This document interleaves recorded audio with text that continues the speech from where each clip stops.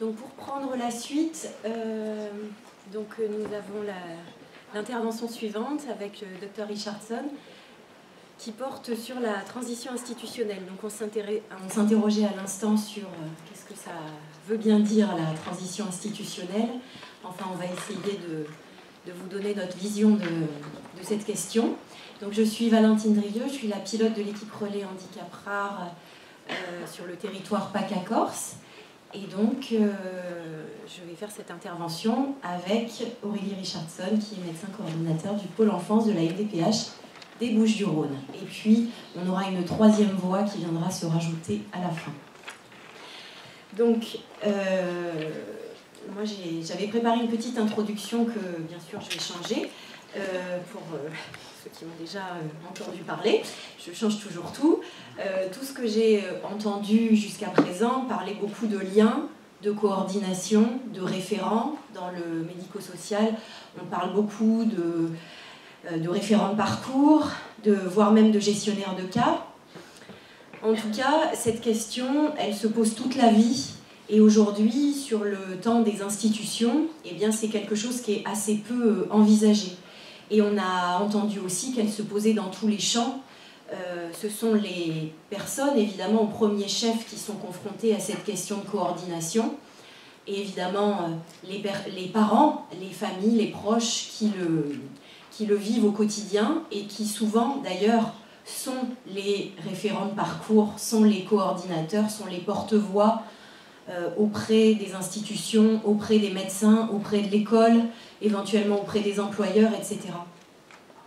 Et donc nous, effectivement, au niveau des mouvements associatifs, puisque ici peut-être je peux me faire justement le porte-voix des associations du champ du handicap, il y a un certain nombre de combats qui ont toujours été menés, et peut-être que celui d'aujourd'hui, c'est aussi celui-là, celui de créer de la coordination, du sens, du lien, et comment les institutions peuvent nous accompagner tous à pouvoir créer du lien. Parce que ce qui a été dit tout à l'heure dans les questions était très intéressant. Est-ce que les associations de famille ne pourraient pas jouer ce rôle? Évidemment, ça ne se fait pas sans moyens. Donc c'est une question qui est très présente, qui est sous-tendue dans tous nos domaines d'activité et sur lequel, évidemment, on ne va pas s'étendre aujourd'hui, mais il faut quand même l'avoir en tête. Je pense notamment pour une équipe comme la nôtre, dont je ne détaillerai pas forcément les missions, mais nous, notre rôle, c'est de créer une culture autour de la question des situations de handicap rare. Donc pour ça, de former, d'informer, d'accompagner les professionnels quels qu'ils soient et de s'appuyer pour cela sur les aidants. Mais c'est aussi d'accompagner à certains moments de la vie des personnes en situation de handicap rare. Donc à ce moment-là, on peut jouer peut-être ce rôle assez modestement de coordinateur. Mais c'est sur un tout petit moment, parce qu'un service comme le nôtre n'est pas pensé pour accompagner toute la durée de la vie. Donc on voit que cette question de la coordination, elle est aussi compliquée, parce que finalement, à l'heure d'aujourd'hui, le coordinateur, il ne sera jamais le même. Il va être peut-être spécifique au champ sanitaire, au champ médico-social, puisqu'on a on a des missions dans le champ du médico-social, de coordination médico-sociale, de coordination sanitaire, et à un moment, on s'interroge évidemment qui coordonne qui, comment ça peut se passer, puisque ça peut être des liens informels, des liens formels. Voilà, c'est aussi cette question-là qui est compliquée à aborder pour chacun de nous, je pense. Donc, si aujourd'hui, la question de la coordination rentre dans les réflexions du champ sanitaire, médico-social, des institutions également, eh bien, ce n'est pas une réalité aujourd'hui. Donc nous, bien sûr, on peut militer, et on le fait, pour que ça existe demain, mais il y a aussi une autre voie, qui est celle qu'on a choisie et sur laquelle on s'engage tous les jours, c'est travailler à la culture du lien. La culture du lien, c'est se connaître, apprendre à se connaître, se reconnaître, et c'est seulement ensuite qu'on peut travailler ensemble. Et c'est aussi pour cela que ça prend du temps. Et c'est pour ça que c'est important aujourd'hui, dans une journée comme celle-là, d'associer une institution qui est extrêmement importante dans ce processus de transition du champ de l'enfance vers le monde des adultes. C'est la MDPH. Donc, vas-y. Alors, je remercie Valentine de me laisser la possibilité de vous parler du travail qui est fait donc, sur la MDPH 13. Donc moi je suis arrivée en 2011, je suis le Dr Richardson, il y a pas mal de visages que je connais, beaucoup de personnes qui viennent en équipe, qui viennent sur les commissions, qui venaient sur les commissions qu'on appelait cas critiques, qui viennent aujourd'hui sur les groupes opérationnels de synthèse. Donc il y a beaucoup de choses que vous connaissez et que vous vivez au quotidien. En tout cas, du point de vue, je vais vous parler de l'évolution moi, que je vois en fait, depuis quelques années, puisque je suis donc, comme je vous le disais, arrivée en 2011. En 2011, la MDPH, elles avaient vraiment une mission d'évaluation des besoins de compensation. Donc aujourd'hui, on a 23 équipes pluridisciplinaires, on est sur 38 000 demandes par an, ça représente à peu près 16 000 dossiers. En plus de ce travail qui est très important et qui nécessite la pluridisciplinarité, une vision globale, de croiser les regards, donc de mieux se connaître, on fait intervenir des champs professionnels différents. Il y a eu un élargissement des missions de la MDPH et vous avez vu dans la loi de 2016, la loi de santé, qu'on a commencé à parler donc, du dispositif d'orientation permanent, des fameuses réflexions posées sur la rupture de parcours et comment est-ce qu'on pouvait mieux travailler ensemble pour arriver au fameux zéro sans solution du rapport PIFTO de 2014. Donc aujourd'hui, on est en 2019, fin 2019. Donc la MDPH, elle est pilote depuis 2017, depuis janvier 2017, mais bien avant cela, ceux qui connaissent, ceux qui ont connu M. Daniel et les fameuses commissions cas critiques, c'est un travail qui était déjà engagé. Mais disons que ça a permis de poser les choses, de faire un cadre. Il y a maintenant un service avec un directeur adjoint, une responsable, il y a une vraie remontée des données, on va dire. Aujourd'hui, donc pour vous donner quelques chiffres, depuis janvier 2017 donc jusqu'au 31 juillet 2018, il y a 371 situations qui ont été vues dans le cadre de la réponse accompagnée pour tous, donc des situations qui étaient jugées complexes ou critiques, ça veut dire des ruptures de parcours, des retours à domicile non souhaités, il peut y avoir des risques de passage à l'acte, auto-hétéroagressivité, ou des enfants qui correspondent à aucune case. Donc je trouvais que, on le sait, hein, sur l'épilepsie, bien entendu, il y a beaucoup de parcours qui sont fluides, puisque sur les 16 000 dossiers qu'on traite, tous ne passent pas par ce service. Mais c'était intéressant de savoir finalement, sur ces 371 situations, il y en avait combien qui relevaient de ce champ de l'épilepsie. Alors, aujourd'hui, en MDPH, on n'a pas la possibilité de coder tous les dossiers, il n'y a pas de codage systématique, ça sera fait à l'avenir, puisque c'est aussi un des prochains enjeux du système informatisé des MDPH au niveau national. Mais en tout cas, sur ces 371 situations, il y en avait 173 qui relevaient des âges 4-15 ans. Il y en avait 64 des 16-25 et 134 des 26-59. Alors nous, on travaille au pôle enfant, donc ça représentait donc 47% quand même des demandes totales de plan d'accompagnement global. Et sur ces 173, on n'a pas pu tous les coder, mais on en a codé 80. Sur ces 80, il y en a la moitié, ça ne va pas vous surprendre, donc 42% sont des enfants qui relèvent du champ de l'autisme, et 20% qui ont des déficiences intellectuelles, 38% autres. Donc dans ces autres, en fait, c'est des déficiences associées ou des polyhandicaps. On avait sur ces 80, en fait, 8 situations avec épilepsie pharmacorésistante qui avaient nécessité donc des passages en groupe opérationnel de synthèse. Donc 80 dossiers codés, c'est pas la totalité. Il aurait fallu coder les 173 situations. Mais en tout cas, ça donne quand même une représentation, ces dossiers avec l'épilepsie pharmacorésistante. Et donc j'ai voulu vous parler là, une fois que tous les acteurs en fait, avaient été invités sur ce groupe opérationnel de synthèse, en fait, à quoi ça a servi, qu'est-ce qu'on a pu faire et comment est-ce qu'on a pu travailler sur cette rupture de parcours. Donc l'idée, en fait, c'est que la MDPH, elle est que médiateur dans cette histoire-là, c'est-à-dire qu'elle ne connaît pas finalement la famille à part par le dossier. Et si tous les intervenants et les personnes engagées auprès de la famille ne sont pas présents, on ne peut rien faire. Donc je reviens sur ce que tu disais tout à l'heure, Valentine, c'est-à-dire que comment est-ce qu'on travaille le lien, comment est-ce qu'on arrive à rester optimiste, à se dire, bon, d'accord, c'est difficile, mais si c'est difficile, on peut aussi laisser tomber et on ne fait rien. Donc là, nous, il y a un vrai enjeu, c'est-à-dire de poser, de réunir les acteurs, de poser les problématiques, c'est-à-dire de tous se retrouver à un moment donné autour de la table et de voir finalement qu'est-ce qui bloque et comment est-ce qu'on peut essayer de résoudre chaque élément de blocage. Donc, par rapport aux situations d'épilepsie, rapidement j'ai plusieurs choses qui me sont venues en tête. C'est toujours un peu les mêmes freins qu'on observe qui bloquent en fait ces fameux ponts de transition sur le médico-social. Donc c'est la fameuse prise de traitement.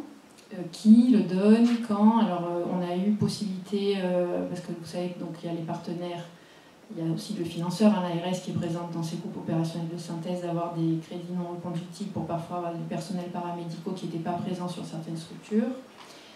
Un élément qui est souvent problématique, c'est l'anxiété des équipes à accueillir des enfants qui peuvent présenter des troubles de l'équilibre avec des risques de chute.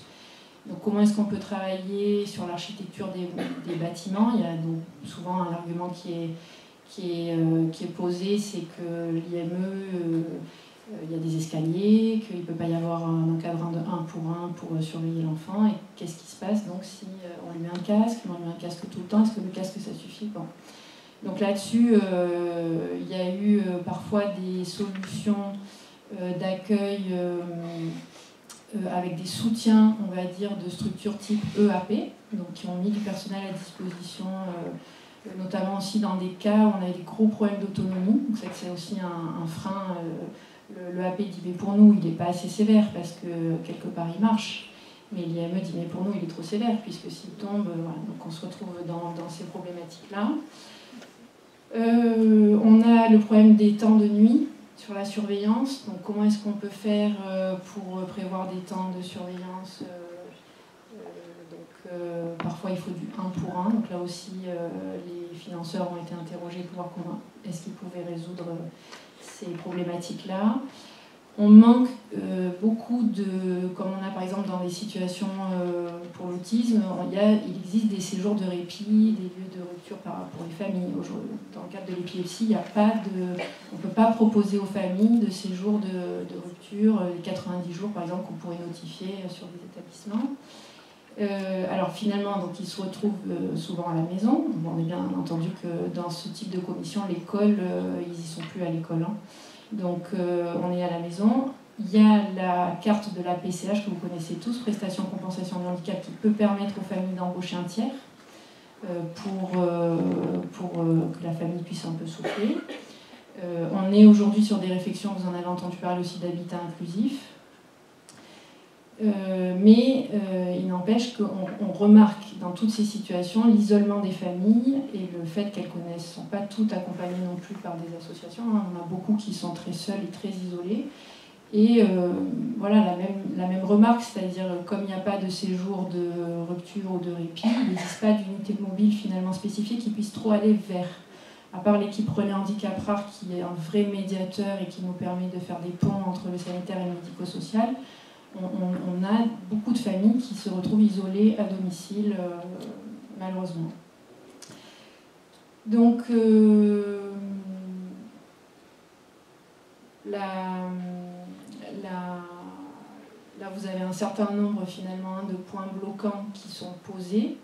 Il y en a plein d'autres. Parfois, il y a des déficiences associées, parce qu'ils n'ont pas que du enfin, parfois, il y a une déficience visuelle, il y a une déficience auditive, qui fait quoi, comment est-ce qu'on travaille ensemble, etc. Donc, nous, on y croit à ce travail-là, parce qu'on a vu quand même que dans les résultats, finalement, il y a un tiers des situations qui sont résolues. Alors, ça peut être temporaire, ça peut être... Mais en tout cas, s'il n'y avait pas eu ces groupes opérationnels de synthèse, ce tiers-là, il n'y aurait pas eu certainement d'avancée. Il n'y a pas de baguette magique, donc on est aussi très lucide sur les limites de ce dispositif.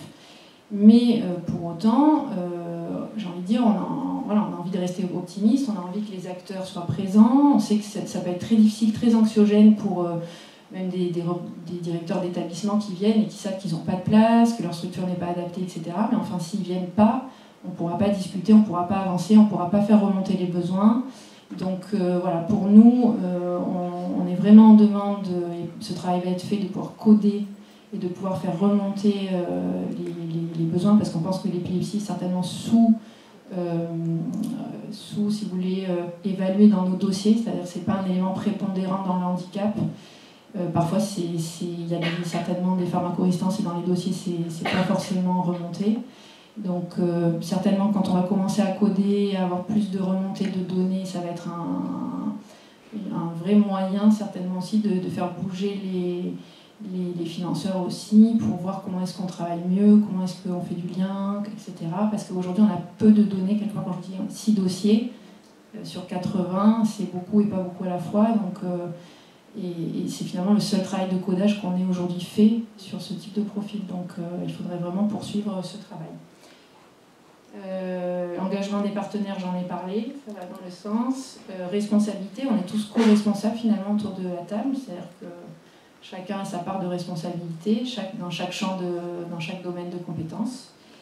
Et aussi la solidarité professionnelle, c'est-à-dire que finalement ça concerne tout le monde, et tout le monde est concerné, parce que on voit bien que si jamais la situation finalement n'a pas de solution, à un moment ou à un autre, nous, si on n'a pas essayé de travailler des pistes de résolution chez les enfants, ça va se reposer au niveau du passage adulte et c'est sans fin. Donc à un moment donné, ça permet vraiment de tous se retrouver autour de la table, de poser les choses. Et forcément, chez les enfants, on anticipe, on essaie de se projeter, mais c'est un vrai temps de partage en fait entre les professionnels. Donc voilà, je voulais vous parler de ce travail-là parce qu'il me semble, je trouve que c'est vraiment une belle mission de la MDPH. Merci.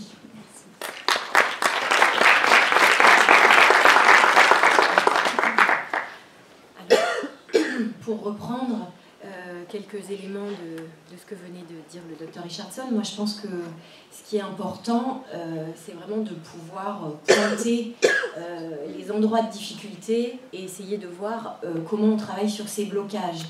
Et tu parlais justement des questions de non-adaptation de l'établissement, de questions qui sont posées fréquemment par les établissements sur comment gérer la constitution des groupes, comment accueillir quelqu'un qui, excusez-moi pour l'expression, sort de l'agrément, sachant qu'on est dans un contexte où la réponse accompagnée pour tous, je pense que éthiquement, on est tous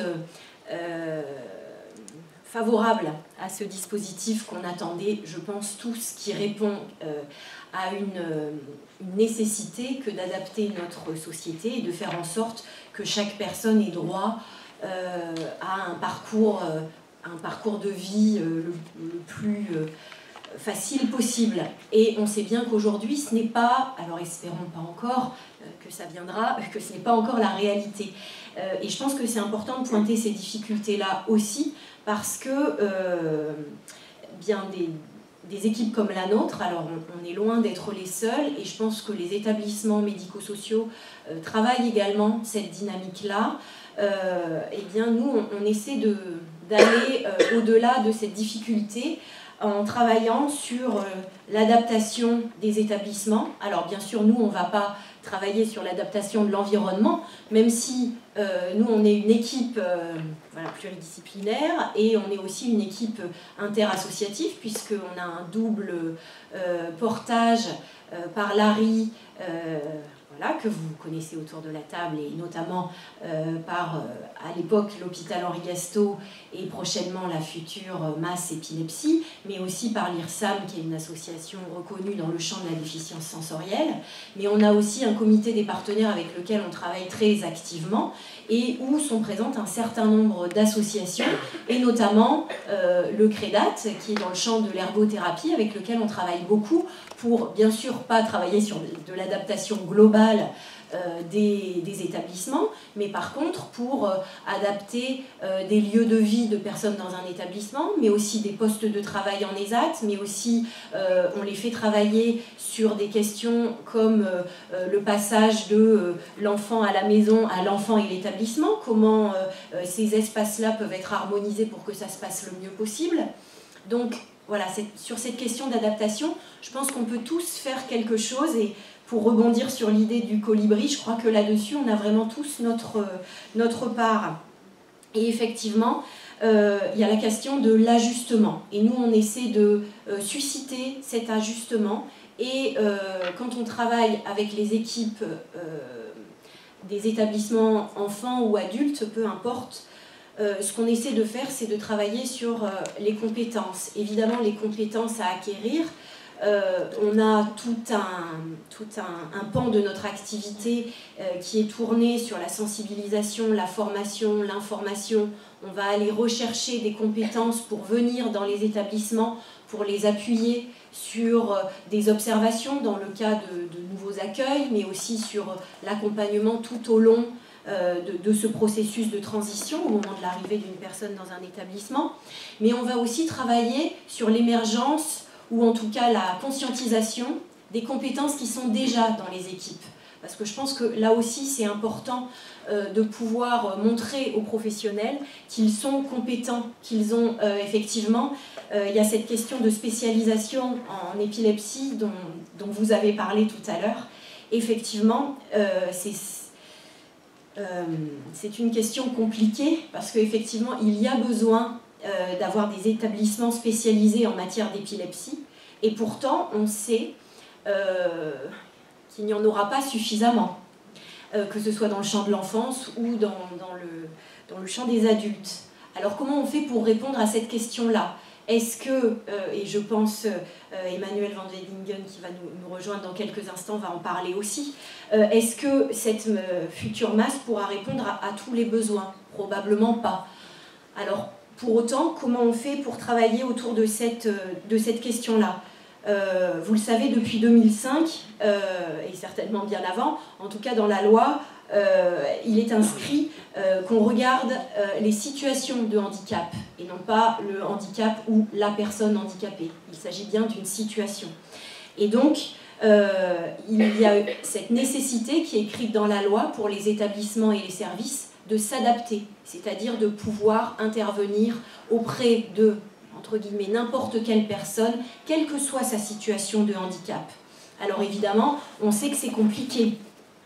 Et c'est à cet endroit-là que je pense qu'il faut apporter le plus de réponses, ou en tout cas le plus de pistes de réponses que doivent ensuite s'approprier les équipes des établissements pour pouvoir intervenir dans le champ de la réponse accompagnée pour tous, mais aussi plus largement autour de toutes les situations qui se passent bien, mais qui pourraient se passer encore mieux, parce que comme vous disiez tout à l'heure, il y a plein d'accompagnements qui se passent bien et sur lesquels peut-être on ne va pas regarder, et donc on ne va pas forcément chercher à adapter plus. Voilà. Nous, en tout cas, c'est à cet endroit-là qu'on a envie, et voilà, il y a un certain nombre des membres de notre équipe qui sont là aujourd'hui et qui font un grand travail d'accompagnement des professionnels. Donc je vous ai parlé des observations que nous pouvons faire. Et là, je voudrais vous donner un petit exemple qui est très récent, qui est le contact qu'on a eu avec une maman hier qui a un enfant qui a un syndrome de West, qui est suivi par un CAMS qui envisage de finir sa prise en charge alors que l'enfant n'a que 4 ans et demi. Et pour lequel, a priori, il n'y a pas d'établissement idéal. Et a priori, au passage en primaire, il n'y aura plus non plus d'école. Et voilà, nous, qu'est-ce que sur cette situation on peut faire ? Eh bien, quand on a eu le contact avec cette maman, qui était souhaitée par elle, évidemment, hein, mais elle était quand même un peu réticente, encore une fois, à se déplacer quelque part pour déposer son discours, trouver où mettre son enfant, puisqu'en ce moment, elle n'a pas d'AVS, elle doit le garder à la maison. Eh bien, tout simplement, nous, ce qu'on va proposer, c'est de venir au domicile de cette famille, et c'est de venir la rencontrer et de venir travailler avec tous les acteurs qui sont déjà mobilisés, c'est-à-dire les établissements qui pourraient apporter un petit bout d'accompagnement, mais pas une prise en charge complète, et puis ensuite de sensibiliser la MDPH. Nous, souvent, on passe par Aurélie quand même. Mais sensibiliser la MDPH parce qu'après, peut-être qu'il y aura à monter un groupe opérationnel de synthèse ou pas si on arrive à faire de la concertation. Parce que finalement, l'idée, c'est pas de mobiliser tout un dispositif, c'est vraiment quand même d'utiliser la voie conventionnelle et tout le monde a droit à la voie conventionnelle. Tout ne doit pas passer par les groupes opérationnels de synthèse parce que sinon, on n'est que dans un domaine d'exception. Et c'est à ce moment-là que les établissements ont du mal à répondre. Donc nous, on a tout ce travail de préparation en amont pour évaluer, bien sûr avec d'autres, parce que je vous citais l'exemple de cette famille qui a déjà rencontré plusieurs établissements. Bah, voilà, on va peut-être apporter un regard tiers, mais nous, on va essayer de les mettre tous en lien, ces regards, de tous les acteurs qui pourraient quelque chose, mais pour lesquels le lieu n'est pas le bon, parce que la famille habite à Aix et que l'établissement adapté, il est à Marseille, et qu'on ne peut pas faire porter un enfant avec la situation qu'il rencontre 3 heures potentielles de transport par jour. Mais ce qu'on va peut-être faire aussi, et nous l'espérons bien sûr, avec les personnes qui travaillent dans l'équipe, c'est de pouvoir peut-être sensibiliser les établissements du bassin aixois à ces problématiques, établissements qui peut-être n'ont jamais rencontré cette situation de handicap avec les pathologies associées, et puis peut-être chercher des adaptations, pouvoir leur proposer de les accompagner sur le plan de la formation des professionnels, pouvoir leur proposer, s'ils n'ont pas de lien avec des référents, de s'adresser peut-être aux filières handicap rares qui existent, bien sûr aux centres de référence qui existent et qui sont très actifs sur le territoire. Enfin, c'est de créer les conditions possibles pour que ces accompagnements se passent bien. Alors évidemment, ça, c'est pas la majorité des cas. C'est assez étonnant d'ailleurs de constater que notre équipe relais, elle ne doit intervenir dans son cadre réglementaire qu'en prévention, jamais dans les cas de rupture. Et bon, voilà, aujourd'hui, on suit à peu près 120 situations sur les 2 territoires, avec la Corse également, et on peut dire aujourd'hui que 70% de nos interventions se situent après la rupture. Donc, comme le disait Aurélie, quand les enfants ou les adultes sont déjà retournés chez eux, quand ils n'ont plus d'accompagnement, quand ils n'ont plus de suivi médical. Alors évidemment, là on est à Marseille, ça arrive assez peu, mais on travaille aussi beaucoup en Corse. Et voilà, je vous fais grâce de vous expliquer comment ça se passe. Voilà. Mais des établissements adaptés, on en trouve peu.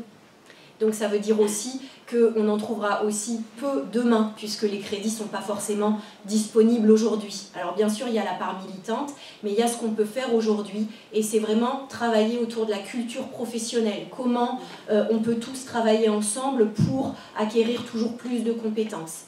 C'est ce qu'on appelle, nous, accompagner à accompagner. Alors ça ne veut pas dire que nous, on est des spécialistes de ça. Nous aussi, on apprend à accompagner parce qu'on n'a pas non plus toujours le discours pour s'adresser au champ sanitaire. Je pense qu'il y a cette question de culture professionnelle qui est aussi différente, pas facile à appréhender. Et peut-être je terminerai sur cette question du temps, parce que nous, souvent, on nous renvoie qu'on travaille sur du temps long. Effectivement, c'est un luxe de travailler sur du temps long. Pour autant, ce n'est pas celui des IME, parce que même si le temps est long, voilà, vous avez dit tout à l'heure que la transition, elle se travaille dès l'âge de 12-13 ans, donc on sent que voilà, la course démarre déjà à ce niveau-là. Mais effectivement, ce n'est pas non plus le temps médical. Donc chacun a envie de trouver les réponses à l'endroit où il se situe et à ce moment pour faire le mieux son travail. Et donc, ce qu'on a à faire aujourd'hui, c'est à apprendre à travailler ensemble. Et vous avez dit, Florence, Christelle, que voilà, ces enfants, ce sont les personnes ressources. Vous êtes les personnes ressources aussi. Et donc moi, je voulais terminer mon intervention sur une question qu'on essaie de travailler tous les jours, même si c'est plus de questionnement que de réponse, c'est celle de l'autodétermination. Dans notre réseau, on met en avant, je vous l'ai dit, celle de la notion de compétence. Je vous ai parlé des compétences des professionnels, mais j'aurais dû certainement mentionner bien avant les compétences des personnes en situation de handicap rare, sur lesquelles souvent on travaille autour de la pathologie pour le champ sanitaire, mais aussi de la déficience dans le champ médico-social. Et nous, ce qu'on va essayer de faire, c'est soit travailler à l'émergence des compétences qui sont déjà là, soit les pointer comme quelque chose à atteindre, parce que souvent c'est possible. Mais il y a aussi la notion de projet. Nous, comme on travaille dans un champ qui est quand même compliqué, le handicap rare, souvent on parle du projet de la famille ou associer la compétence de la famille. Mais il faut aussi regarder le projet de la personne, voilà. Et c'est pas toujours simple. Et donc je rapporterai juste la définition de l'UNAPI, qui est un réseau associatif extrêmement important dans ce champ, notamment qui est porteur depuis longtemps d'un autre regard sur le handicap. Être autodéterminé, c'est agir comme le principal acteur de sa vie, dans les dimensions qui comptent pour soi, sans influence externe excessive. Alors comment on peut mettre en lien tout ce qu'on s'est dit jusqu'ici et cette question-là? C'est peut-être tout simplement multiplier les expériences pour soit connaître les envies, soit voir ce qui fonctionne, ce qui ne fonctionne pas. Accompagner la personne à affirmer des choix, aussi petits soient-ils, être amené à faire de plus en plus de choix. Et puis, on en a bien parlé ce matin, oser prendre des risques. Je pense que par rapport à la question de l'épilepsie, ça résonne aussi. En tout cas, c'est un point important, je trouve, que de l'avoir en ligne de mire, évidemment, tous les jours, mais aussi dans une journée comme celle-là. Et donc, c'est aussi important de pouvoir voir qu'on est un certain nombre d'acteurs mobilisés aujourd'hui, du médico-social, du sanitaire, les acteurs institutionnels, et puis aussi les nouveaux acteurs qui vont entrer sur le champ de l'intervention médico-sociale autour de l'épilepsie sévère. Et bien c'est voilà, ce projet de masse qui arrive, on peut le dire enfin, très bientôt. Alors, bonjour à tous, donc je suis Emmanuel Van Wedingen, ancien directeur de l'hôpital Henri Gastaut, et je pilote le projet de création de la masse épilepsie sévère en région PACA pour le compte de l'ARI. Donc voilà, comme le disait Valentine, effectivement, on a une vraie bonne nouvelle dans ce contexte de transition institutionnelle un peu complexe, avec enfin l'aboutissement de la création de la maison d'accueil spécialisée pour adultes atteints d'épilepsie sévère sur Marseille. Alors, donc du coup, cette masse, elle accueillera des adultes atteints d'épilepsie sévère avec des troubles associés nécessitant une prise en charge et une surveillance continue. Donc, comme le stipule l'agrément que nous a délivré l'ARS, sa vocation sera de pallier l'inadéquation de la prise en charge actuelle et d'apporter une réponse adaptée aux besoins des personnes accueillies. Et donc, in fine, de faire en sorte que l'épilepsie sévère ne soit pas un frein au projet de vie des personnes. Donc le contexte de cette création, c'est un contexte plus global de transformation de l'activité de l'hôpital Henri Gastaut, qui s'est caractérisé par le transfert de l'activité sanitaire à la Timone au début du mois de septembre dernier, et en contrepartie, la reconversion de l'activité de l'hôpital en maison d'accueil spécialisée sur le site même de l'hôpital, dans le 9e arrondissement de Marseille. Voilà, au niveau des capacités d'accueil, donc dans ces capacités finales, l'établissement aura 36 places, dont 24 places d'internat, 9 places d'accueil de jour et 3 places d'accueil temporaire. Voilà, donc par rapport à la problématique de la transition dont on parlait avant, c'est vrai que ce dispositif d'accompagnement qui allie toutes les modalités d'accueil nous semble pertinent, puisqu'il permettra, dans une phase de transition, de permettre à certains jeunes de passer de l'accueil de jour à l'accueil temporaire, d'être aussi accueillis en accueil séquentiel sur de l'accueil de jour, pour progressivement basculer sur un accueil en internat. Voilà, au niveau du calendrier, donc on va commencer une ouverture de 18 places d'accueil de jour progressivement dans le courant du premier semestre 2020. Voilà, avec à terme 9 places d'accueil de jour qui basculeront en internat, ce qui nous permettra aussi de faire une transition progressive pour certains jeunes. Parallèlement, on va commencer des travaux de construction d'un nouveau bâtiment, donc totalement adapté pour le coup à l'épilepsie, sur une autre partie du site de l'hôpital, pour aboutir in fine à l'ouverture de la masse dans ses capacités finales, probablement dans le courant de l'année 2022. Donc au niveau du plateau technique, donc nous aurons une équipe pluridisciplinaire dont la mission principale sera de mettre en œuvre le projet de vie des personnes, tout en prenant en compte, bien sûr, les problématiques d'épilepsie sévère et de troubles associés de ces jeunes. Donc ça sera d'abord une équipe éducative et soignante de proximité qui accompagnera les jeunes dans les actes de la vie quotidienne et dans la vie sociale, donc composée d'éducateurs, d'aides-soignants, d'AMP. D'une infirmière spécialisée dans l'épilepsie qui sera présente en continu sur les temps d'accompagnement des jeunes, une psychologue et une psychomotricienne qui pourront proposer des prises en charge, mais également étayer les équipes sur la connaissance du public. Et enfin, une équipe médicale relativement étayée avec la présence d'un psychiatre, d'une neurologue épileptologue et d'un médecin généraliste. Voilà, en sachant que la force de cette équipe, c'est que sur certains postes clés, on a des personnes qui basculeront directement de l'hôpital Henri Gastaut, donc avec une connaissance approfondie de l'épilepsie. Je pense notamment au neurologue épileptologue, qui est aussi praticien hospitalier dans l'équipe du professeur Bartholomé, du psychiatre, qui travaillait avant à l'hôpital Henri Gastaut, et également de l'infirmière, qui était infirmière à l'hôpital Henri Gastaut, et on sait ô combien l'infirmière, voilà, dans les soins, a un rôle essentiel dans nos établissements.